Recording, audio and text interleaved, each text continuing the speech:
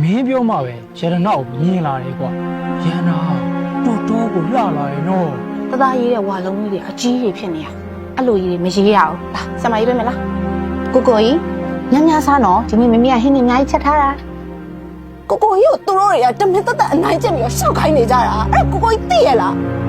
မင်းတော့ကိုကိုကြီးမစိုးတော့အောင်ဘယ်စမ်းစိုးရလဲနော်မင်းကိုကိုစိတ်ဆိုးမနေတော့လို့ ဒီဘုတ်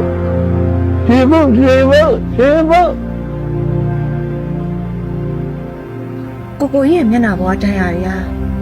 ကတူလှုပ်လိုက်တာလေမှန်မှန်ပြောနော်နောက်တစ်ခါရှင်တို့ကျမအကိုအပေါင်းထပ်ပြီးမအောင်လုပ်လို့ရတော့ရှင်တို့ကျမလည်းကိုယ်တိုင်ပြန်တက်ပြစ်မယ်ရှင်မူးနေလို့ရှင်အဲစိမ့်နေလိုက်တော့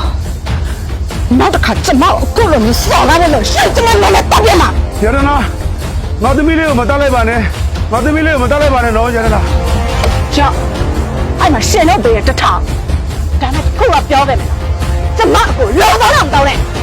ရှင်ဘယ်အောင်ကျမတို့ချဲတယ်လို့မရှားစေရဘူးကိုကိုကြီးပဲမလဲကိုကိုကြီးဘာလာလဲလို့မင်းရလဲ ဟဲ့မိုက်ကွာမင်းအောင်ဟဲ့ ကျမလေဟိုးအစိုးရကကြိုပြောခဲ့ပါတယ်အဲ့ဒီကလေးလေးကမကောင်းဆိုးဝါကလေးလေးပါလို့